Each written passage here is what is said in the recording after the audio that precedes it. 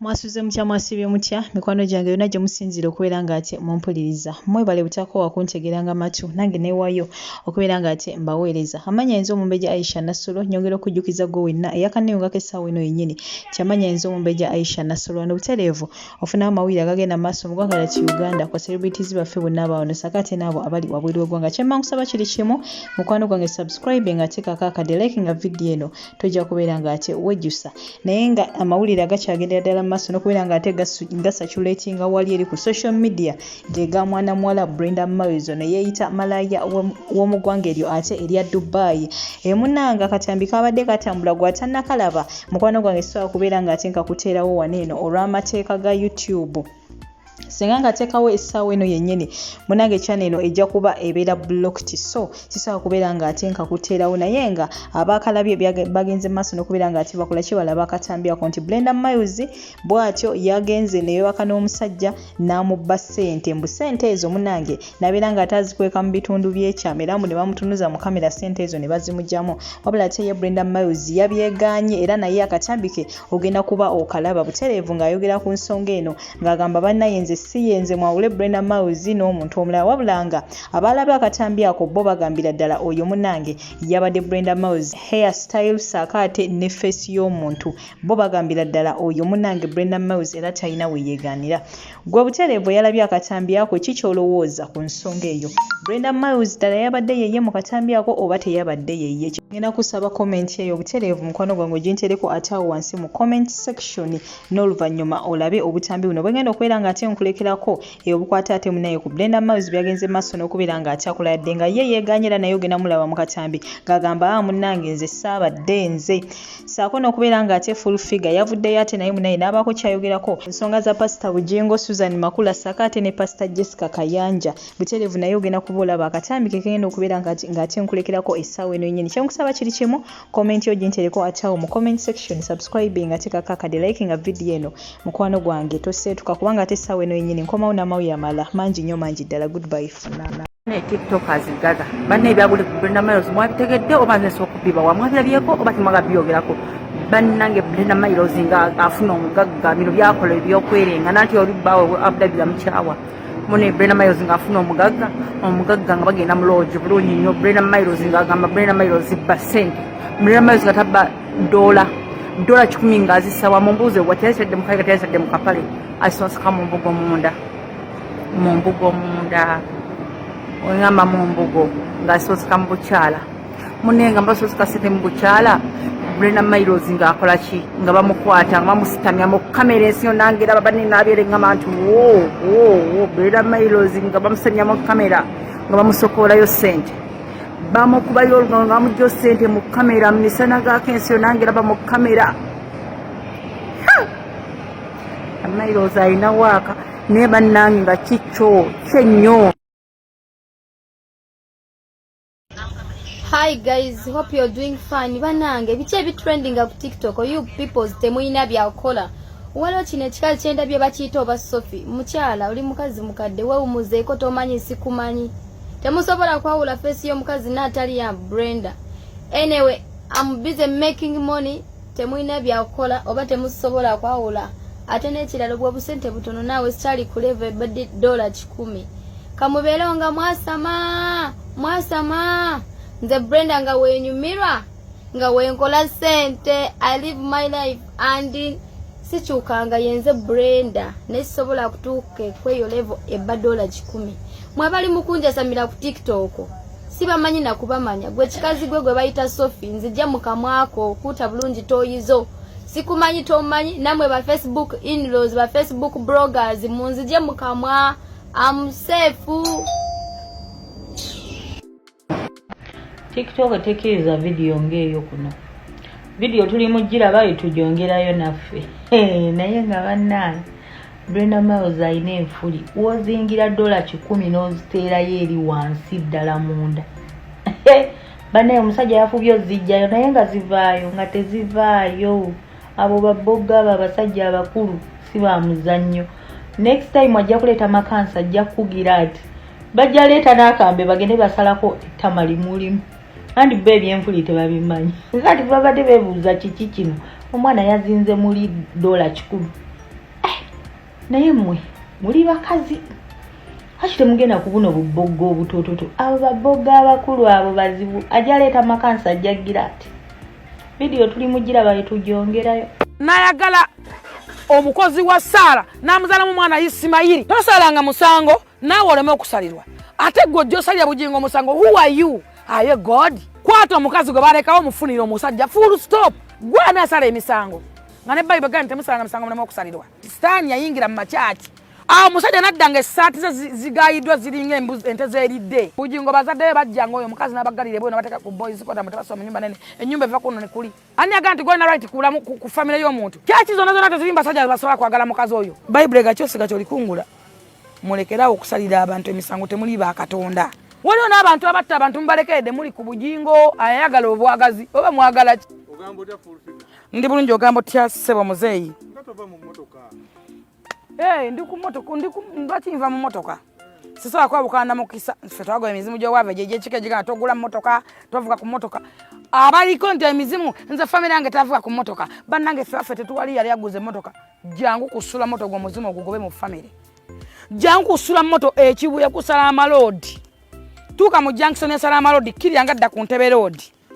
awo muka junction waliwo amafuta bagata African oil we wali sula moto woka wogenda okumusanga omugaga sula yennyini abeerawo chairman Nyanza abeerawo Zola abeerawo Kapala abeerawo Lex abeerawo mutabani wa Nakuma Sagazi Lex wali ajja kuba kulambuza motoka mumpi wali muvuka asinga okutegeera waliwo yasaba Dubai Kamoga naye wali Zolo wali Bukenyo w'omuntu omunene ogulinga watermelon wali naye ajja kulambuza motoka Fulfigure nange mbeerawo jangu avuge ku motoka megobeko emizimu gy'obwavu abaana baawummudde omwana olwaki omuzza ku ssomero ku boda tandika okusonda ekintu kyasuwa nti atunda emmotoka empya n'enkadde ate akwata ssente zonna z'obuwoleese okutandika ku miliyoni emu babbiri basatu bataano bakuwa emmotoka ku kibanja mpola tulina buli mmotoka yakikaka ebeere goofu oba Benz oba V8 oba buli mmotoka gy'omanyi ewaswa weeri lawuumulekisi zaani zonna weeziri abagala zine motoka nene ngezo taxi zani ezo bagitani ezo drone weziri ezo motoka ziringa pick up bazita batya double cabin weziri kwegamba jangu kusula moto ofune emmotoka taxi weziri Prado weziri Land Cruiser weziri lukaga na weri buli motoka gyaga gyosongako buli motoka gyowulya kirungi sula yenyini abeerawo sula yenyini oteseganya nayo mugaso anja kwetanga emitwalo 5 abawala mwegobeke emizimu gy'obwava omusajja akwita gira ku bodo olabika bulungi nojja bukoyokoyo buli eni empewo ebukubye nojja makeup atambudde empewo ya boda mubye jemu mwateke mu class mwateke abakyala abawaka mulina bumeza bamukuŋŋaanya nga buli mwezi omanyi nti ojja gende wasoteke yakakaddeko Desemba watukira ng'oyina emmotoka ze miliyoni mmeka so n'olwekyo mbagambe ekigambo kimu jangu kusula moto ofune emmotoka nyongero bategeza baganda baffe abayisiraamu mwebale kusiiba nenebaza Haji Amis Kigunu nenebaza Sula yennyini omugaga Sula Haji Sulaiman bavuddeyo n'ajjayo na mibiri yennyini bavuddeyo ne bagamba baganda baffe abayisiraamu abasiiba bagende nga bafune futali neddako mwebale nnyo mwabaddera mwebale kwagala baganda baffe abayisiraamu ate abakyala ba mothers Sula atuwadde ente ennamba Sulaiman omugaga atuwadde ente tugenda kwanga tusala ente kunaku lwa Idi yagambye bakyala bamaama b'eggwanga ngenda bba wante sigenda kugamba nti kamba sibule wente ne wente bakamba wente bejavaane enteekateeka yo y'okusubulirako myewo enteekateeka y'okusubula egenda mu maaso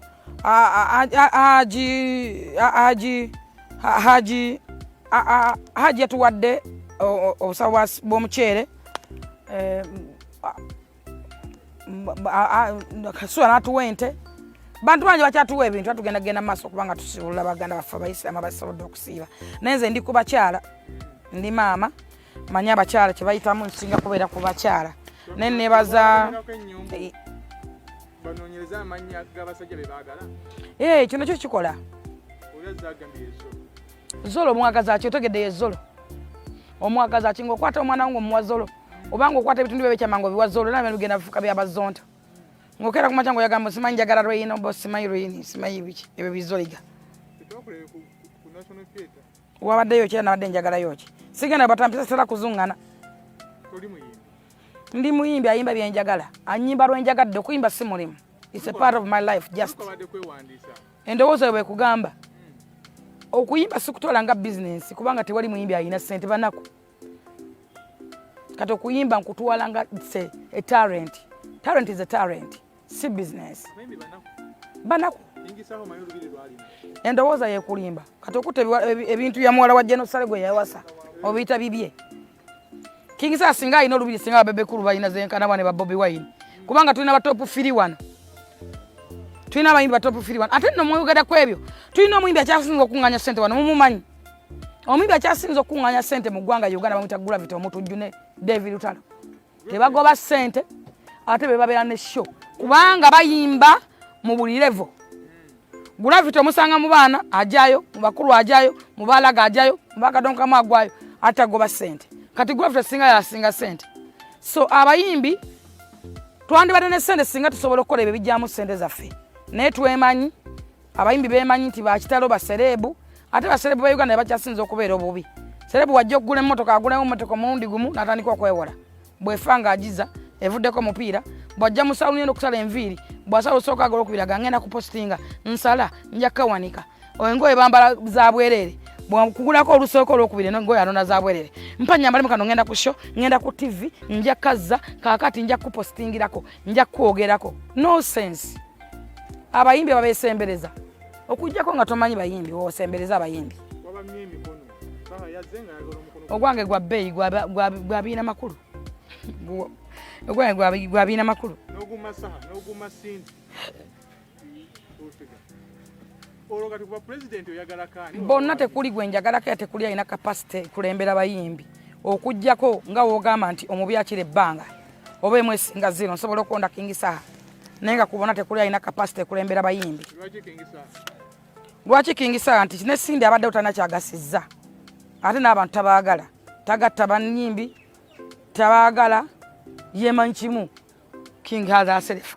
self omusanga ayomba ne Spice ayomba ne Shiba abaana abandi badde proud of jali oba bebandye kutte ne babanga bakabi nnyo mu ggwanga nga wolaba nti tulina batopu 3 abakoze music industry kubanga yimirirawo ennyo biye Chameleone Bebe Cool ne Bobby Wine siwe kiri katwani bado na top 3 ba girls oba 5 girls naye omusanga takolagana na Nwaji omusanga tayagala vinko oyo yakajja ebintu module ebyo kati otagattako omuntu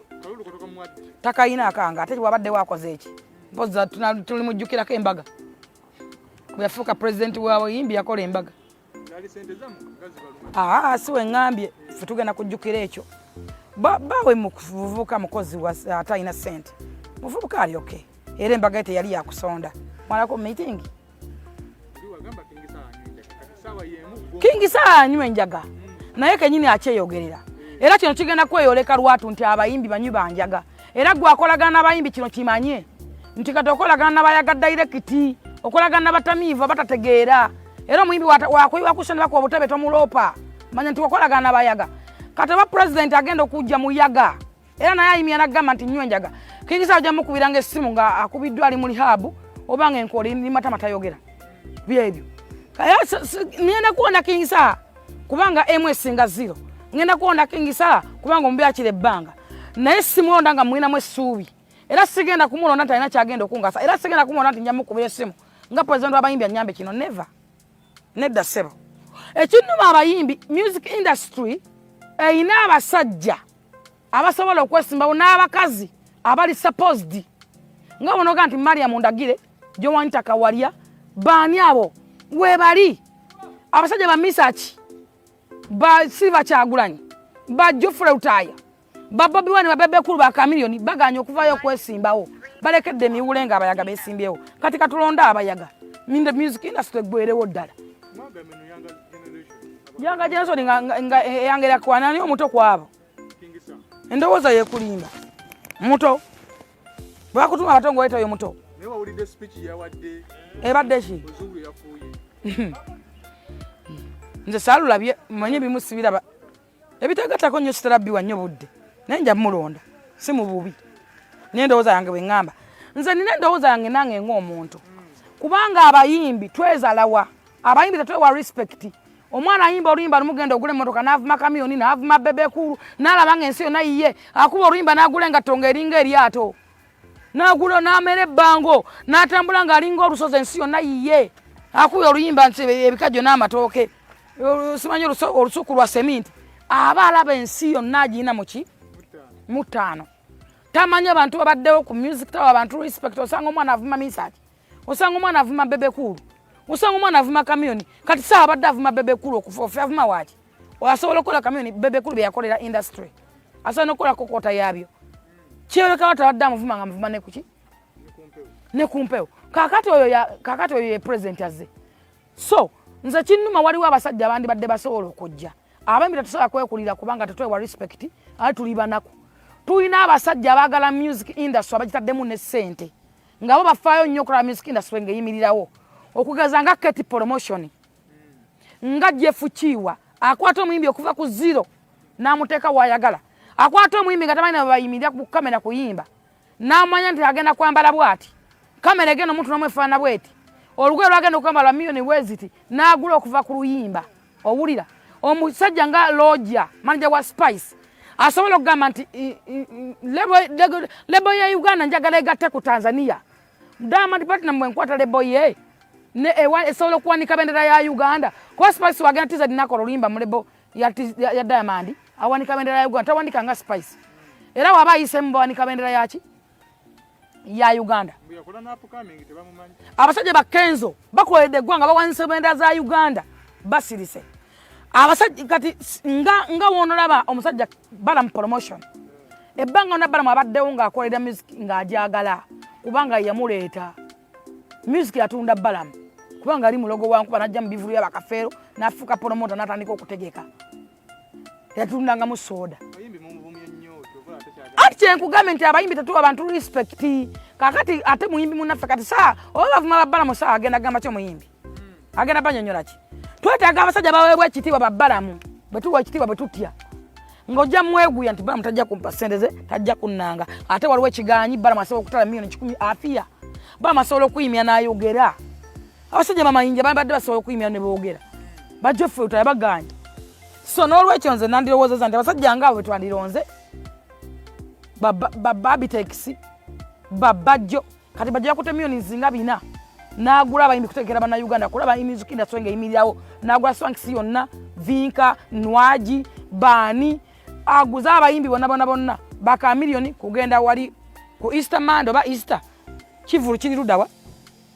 ku Uganda Museum olaba nti alumirirwa industry afaayo kubanga abayimbi abantu abasinga bagula ebintu ebyo okwoleka amanya gabe nga gali songo tolaba nga David Talo ng'agenda ekyaddondo oba Gravity n'abayo nga talina wadde 15 naye nga abantu bajjudde nadde nakola bu concert buno bwenyongeza mwafuna ssente oluusi nayo nga natazifunye eyo akyali mabanja akusasula kubanga kololo yajjudde abantu babwerere lugogo yajjudde abantu babadde babwerere babataddemu ne transport abatwala omuntu alina integrity esinga kuyaba ki esobola okulembera abayimbi kuba abayimbi tuli banyoomi twepanka tuli banaku abayimbi bayaga bamanyiira muntu wafuka serebo ngatandika okumanyiira abantu yerabanga Katonda yerabanga wa kitalo ekyanti obuzibu tulina mu music industry tulina omukazi yafuuka olukokoba ekizibu kya industry yeyita Secretary General oyo kye tulina abantu babiri waliwo omusajja Amira Nsangi mwana wange oyo omusajja oba alimala kufa music industry okutereera yagenda n'akola ekintu bagisalinga ekintu bakita Cultural Forum ne bw'oba oyagala oba toyagala saa ne wanaayitamu talina kyagenda gasa music industry nga waliwo Cultural Forum kubanga bakolaga nti ebidome simanyi dome y'ebikapu ey'ebiwempe ey'ebiku ey'enjulu byonna mbudome n'ez'abasaba Abaganda eri okwo kati Cultural Forum yakolaga nti yekulira abayimbi so nga abayimbi balina capacity yekulira endowooza bwe gamba gwana gavumenti bwendiko lwaki endowooza bwe kugamba so abayimbi balina capacity yekulira neyekolera byeyina okukola talina kyasobola tugamba omuntu atalina na manifesto wajjidde abayimbi tebalina mateeka kati ye endowooza yewe mulumirawo emugambe kopa tabaddeewo ebbanga yamaze nga balona ku copyright olimanyi gwe olimanyi so nze nandiwoozeza nti twandifunye ku bantu abalina capacity singa kuya saha naye waba tebaliiwo tujja kulonda saha omubi akira ebbanga nange gwe nja okulonda talina kyaŋŋamba nze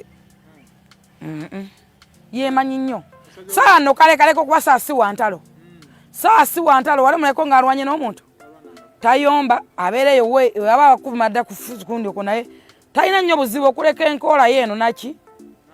n'akayaga n'ekisente azaagala nnyo nga yeeyagaliza nnyo kampa oyo kubanga music yabayaga ate era agenda kuyitamu kubanga nze nabe byana byali gisalinga byonna byali biyaga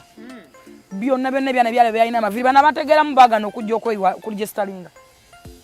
era ebiyaga byebayikawo olw'essente ne biri gyesitalinga kalifa yazze kuki yagenda okuddirira mu munywanyi we talina kyaŋŋamba oyo atambuze nga teringa eryato tokamuwoyo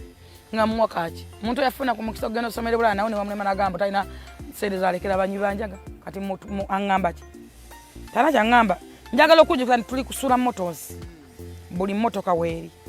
jangu ogule emmotoka mu kibanja mpola jangu ogule emmotoka ejja mu nfunayo n'ettaka tulitwala oba olina bodaboda 10 zigatozeete tukuweemu emmotoka bw'oba olina ttaka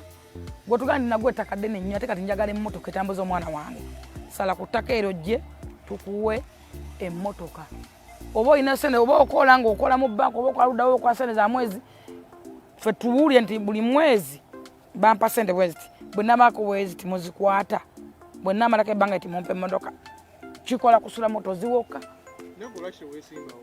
sisobola nze bayaga sisobola nakubyesimbako nze sibasobola tebategeera music si mulimu just a backup my life music talent ku bwaki naye atuleke akange takayina kuba vice kulikani nani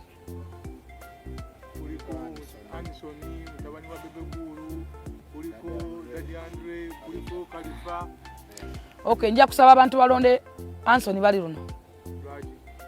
musajja awa abantu respect musajja muwulize ate mukakamu ali nakasente alina makake keyekoledde nga ye ate music amwagala ku mutima kyovola bamuteekamu nnyo era atambula nnyo so nja basa abalonde Anthony bali luno era nze gwe ngenda okulonda ayimba ennyimba nyingi kati gwe tozimanyi abazimanyi tuzimanyi ngoyinza okwatawuliza nnyimba lwaki nkuwa bizo kawaninsa imunana saze kuyimba ndi mu interview mwina obuzibu avubuka mukyobola bana mawuli mwanta mwina amalu mukwano gwange talina busobozi ate olinga nkaka tolanga onfoosinga kitegeeza omwana gwenjagala oba gwendabamu obusobozi mwina problem abavubuka tasiwayi munkwata muwozi tagenda kujja nze njagala otegeeza Uganda ne banna Uganda kino nkibagamba njagala mukyeteekemu before nti muwozi agenda kufuga atya saagala weerumye mutwe stokooya bwongo bwo teweerumyamba muwozi agenda kufuga ompula bulungi kino nkikugamba gwe tereza kamera yoyo tereza kamera ono munyonyola ategeere njagala ggwa ndaba munna Uganda yenna waali andaba oba oli Bulaaya oba oli mu nsi z'e Bulaaya oba oli luddawa oba oli Abu Dhabi bino bikadaama bisekadaama binamabeere mwenna kino nkibagamba abali mu Uganda mukyeteekemu nga bukyali kiteeke mu mutima gwo before nti muwozi agenda kukufuga muwozi ye next president saagala bakuba emiggo gya bwerere saagala onyiige saagala okaabe saagala wejjuse muwozi agenda kufuga atya omuzungu alina ekigambo ekigamba nti you can choose your friend but you can't choose your family muwozi naye teyamanya nti agenda kubeera mwana wa president tobalizalibwa first family that is 1 2 olaba Katonda yatoye kateeke eggulu n'ensi nannyini buyinza alina omuka gwe tusa yagamba tewali alijja gyendi okujjako ng'ayise mu mwana wange ompulira bulungi era Katonda n'agamba musabe buli kye mwetaaga saba buli kyoyagala saba buli kye weetaaga onookiweebwanga ng'oyise mu linnya ly'omwana ki omwana wange bize byowoneka lwatu wano Kennedy Chamuz the man bwe yatukuba sama mayuni abanne bamukoowa yagana okweka katolo bwa manaita muwala we lwaki ayita muwala we batandikira wano mu Buganda omusajja no kibirige yani yali wa gundi wawa yayita mutabani wera kibirige yani mu parliament olanyo lwafudde mwalise mutabani we teriyo bantu eyo mwamolo basinga mwana oyo manyi teriyo bantu balina integrity singa mwana o capacity singa n'abali besimbe tebaliyo lwaki mwalise mwana we era yagenda okuyitawo